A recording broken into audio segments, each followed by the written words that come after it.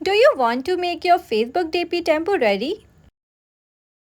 Hey everyone, welcome to Izoate. Looking a easy way to make DP for short time? Go to Profile.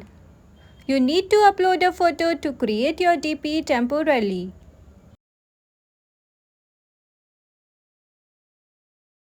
When you upload it, at bottom, you will get option for make temporary.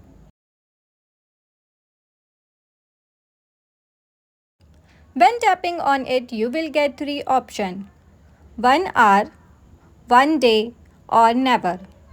Choose as you need.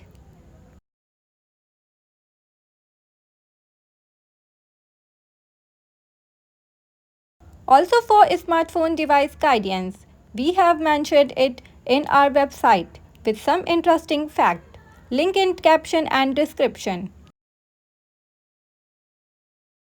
Don't forget to like this video, subscribe to the channel for more helpful content and hit the notification bell so you never miss an upload. Thank you for watching.